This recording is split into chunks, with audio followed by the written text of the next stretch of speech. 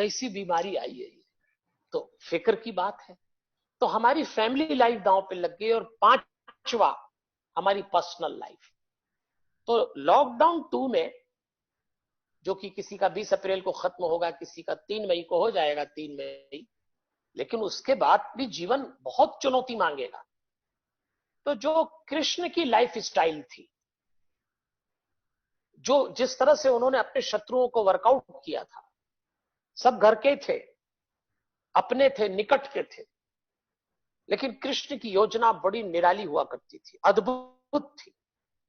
तो मुझे ऐसा लगता है कि हमारे भीतर राम भी हैं, हमारे भीतर कृष्ण भी है।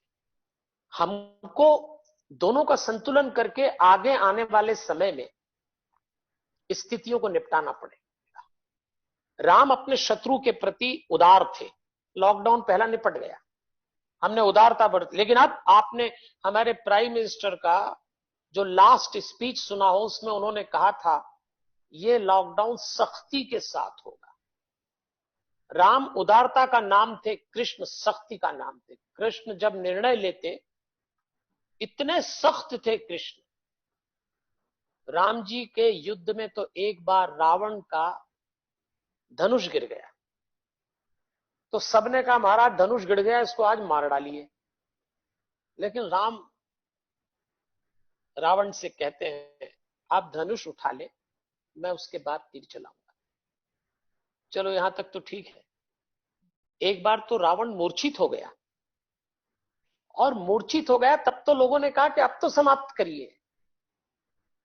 तो राम कहते ना ना, मूर्छित व्यक्ति को क्या मारना। तो राम ने रावण के सारथी से कहा अभी आप अपने राजा को ले जाइए, हो शायद तब लाइए। ये राम थे। ये लॉकडाउन पहले में हमने रियायत बरती, हम घरों से बाहर निकल गए, हमने अपने पराये का भेद नहीं रखा, हम सावधान नहीं रहे, मास्क नहीं पहना, हैंड वॉश नहीं हुआ, ये सब कर लिया।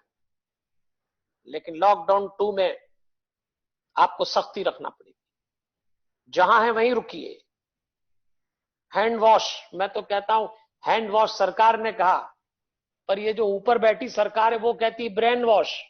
ब्रेन वॉश होता है मेडिटेशन से, केवल हैंड वॉश से शरीर साफ होगा, ब्रेन वॉश से शांति भी आएगी, जो बहुत जरूरी है इससे। और कृष्ण जैसे सख्त हो जाइए।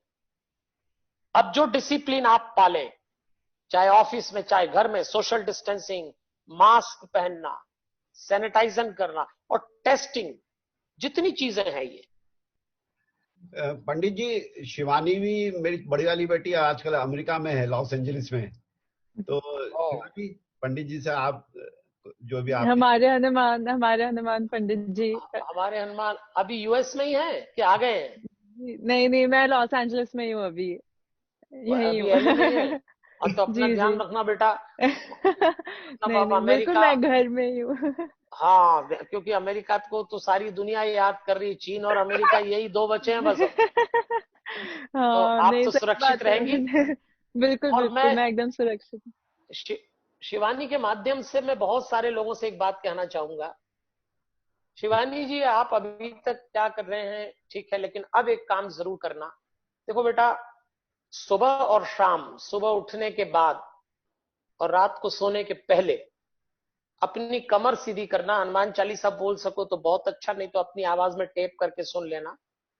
पर एक काम जरूर करना, मैं सब लोगों से कहता हूं ये, कि नेगेटिविटी आती है, अपन घर से बाहर हैं, कई बार चिंता होती घर वालों की, अपनी फिक्र है, अकेले हैं, तो नेगेटिविटी आ जाती है, अच्छे अच्छों को आ जाती है। इस दुनिया में अगर नेगेटिविटी कम करना हो या खत्म करना हो, तो सबसे सरल तरीका बताता हूं मैं।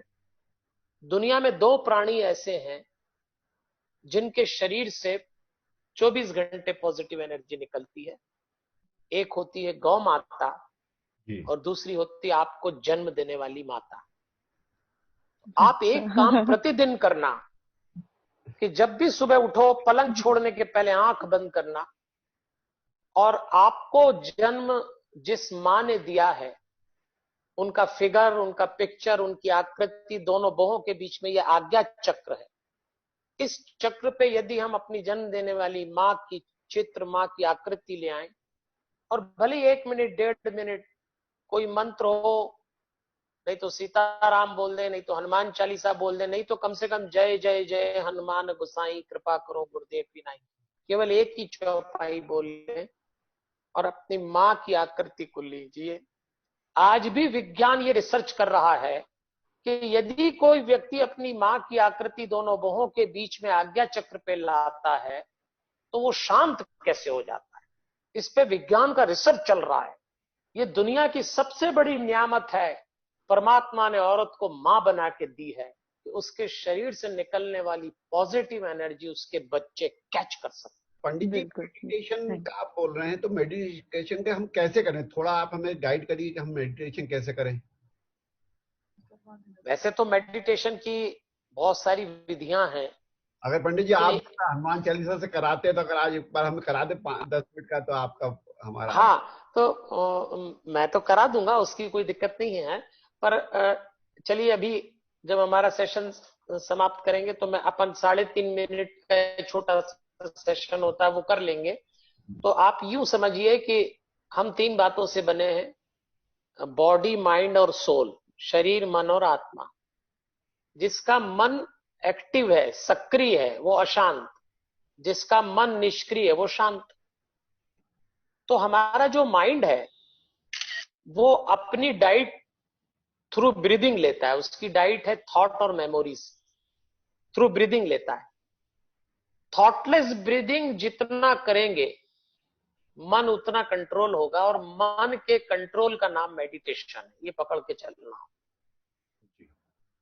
तो हमको मन को कंट्रोल करना है तो थॉटलेस ब्रीदिंग लेना है। अब थॉटलेस ब्रीदिंग कैसे लेंगे, क्योंकि उसकी प्रैक्टिस बड़ी लंबी है। तो एक काम ये करना चाहिए कि ब्रीदिंग से थॉट हटाने के लिए कोई सब्स्टिट्यूट चाहिए। तो हमको ऐसा लगा कि हनुमान चालीसा मंत्र है, तो क्यों ना चौपाइयों को सांस से जोड़ दें, तो विचार रुकने लगेंगे।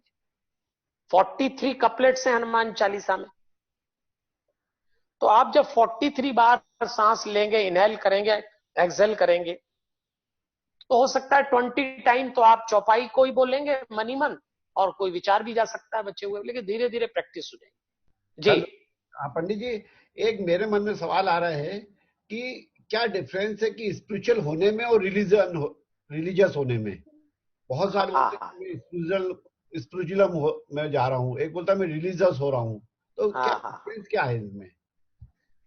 जैसे कोई चीज सरफेस यानी सतह पे जी जाए तो वो रिलीजियस होके जीना है, और किसी में डेप्थ में उतर जाए तो वो स्पिरिचुअलिटी है। जैसे शरीर और आत्मा, तो शरीर धर्म है, तिलक लगाएंगे, चोटी रखेंगे, प्रणाम करेंगे, हिंदू कहलाएंगे, मुस्लिम कहलाएंगे, सिख ईसाई, ये शरीर की पहचान। लेकिन रूह, आत्मा, वो जो है वो अध्यात्म। अध्यात्म शब्द का अर्थ होता है आत्मा के पास बैठने का नाम अध्यात्म। बहुत अच्छा। तो ये फर्क है जी पंडित जी, आपने अभी 2-3 बार बोला हवन करना चाहिए, आप भी डेली हवन कर रहे हैं, मैं भी कर रहा हूँ हवन।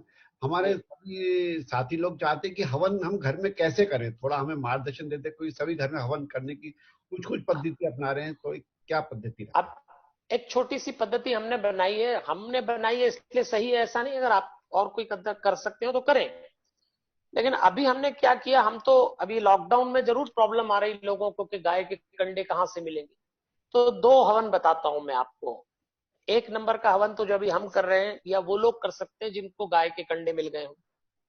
तो गाय के कंडे के छोटे छोटे टुकड़े, एक हैंडल वाला मिट्टी का दिया या छोटा हवन कुंड, गाय के कंडे के टुकड़े रख दीजिए, बीच में कपूर रख दीजिए, और गाय का पिघला हुआ घी रख लें। उसके बाद कपूर को जलाइएगा तो धीरे धीरे कंडे जलेंगे। तो 4-5 छोटे छोटे कंडे चाहिए बस केवल, और गाय के घी से आहुति दीजिएगा। तो हनुमान चालीसा में 43 पद है, 43 दो दोहे शुरू में है, तो ऐसा बोलिएगा, जय हनुमान ज्ञान गुण सागर, जय कपीश तिहु लोक उजागर स्वाहा। ये चौपाई है। लेकिन आरंभ का दोहा है, श्री गुरु चरण सरोज रज, निजमन मुकुर सुधार, बरनऊ रघुवर बिमल जस, जो दायक फल चार स्वाहा। बुद्धिहीन तनु जानिके सुमिरो पवन कुमार, बल बुद्धि विद्या देहु मोहि, हरहु कलेश विकार स्वाहा।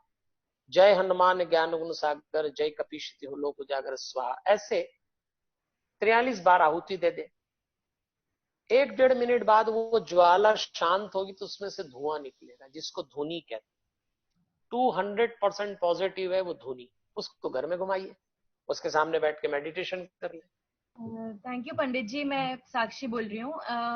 पंडित जी, एक और क्वेश्चन हमारे ऑडियंस से आया है जो मुझे भी काफी टाइम से पूछना है कि हम लोग इस संसार में रहते हैं तो बहुत बार ऐसे होता है जो हमको पता है कि क्या सही है करना, और एक लालच आता है कुछ और करने के लिए जो प्रोबेबली ज्यादा आसान हो करने का, या फिर माया में फंसा हुआ हो। तो हम जैसे एक एग्जाम्पल के कुछ अच्छा बना हो खाने में, बट टेस्ट के लिए अच्छा है बट हेल्थ के लिए अच्छा नहीं है, बट जब भी हम उसको खा लेते हैं, तो हमको नेगेटिविटी से कैसे दूर रहें और अपने आप को कैसे मोटिवेट करते रहें हम? इसके थोड़े साइंस को समझ लें पहले। तो ऐसा क्यों होता है? तो जैसे मैंने आपसे कहा, शरीर मन और आत्मा 3 बातों से हम बने हैं, ठीक है। तो हमारा जो इंटेलेक्ट है, जिसको हम लोग बुद्धि कहते हैं, बुद्धि अलग है, हार्ट हृदय अलग है, मन माइंड अलग है, शरीर बॉडी अलग है, सोल आत्मा अलग है, ये सब अलग अलग है, ठीक है। तो हमारे इंटेलेक्ट को कौन कंट्रोल करता है, इस पर डिपेंड होता है। आपकी बुद्धि 3 जगह से कंट्रोल होती है। पहली होती है मन से, दूसरी होती है हृदय से, और तीसरी होती आत्मा से। 3 जगह से इसका कंट्रोल है। तो जब आप ये फैसला लेते हैं कि मैं ईमानदार रहूंगा, हेल्थ के लिए कम खाऊंगा या खाऊंगी, तो ये फैसला हृदय ने लिया है। आत्मा के फैसले बड़े गहरे होते हैं, लेकिन हृदय के फैसले बड़े ऑनेस्ट होते हैं, प्लीजेंट होते हैं।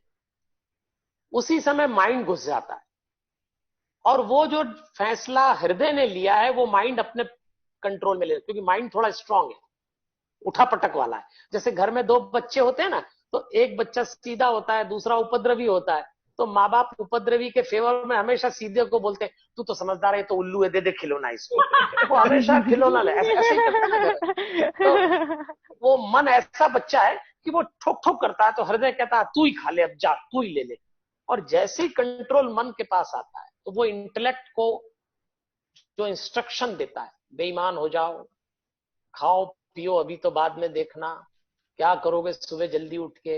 अच्छा आप बताइए, कई बार हम रात को सो के कहते हैं सुबह जल्दी उठेंगे 5 बजे, वेट और फेट की प्रॉब्लम है, घूमने जाएंगे, मोबाइल में अलार्म लगा देते हैं और सो जाते हैं।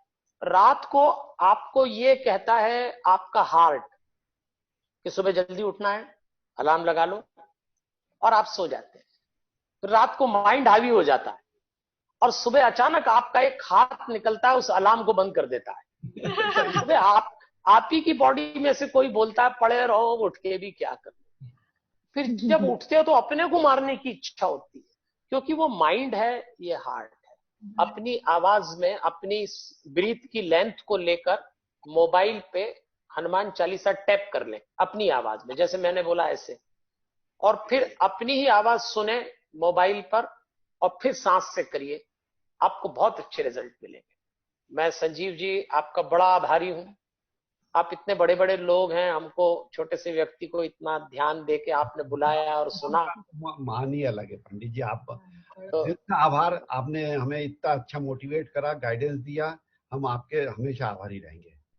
हमारे बहुत बहुत हमारे हनुमान, हमारे हमारे हनुमान हनुमान, पंडित जी, हमारे हनुमान, हमारे Hanuman. Thank you so much.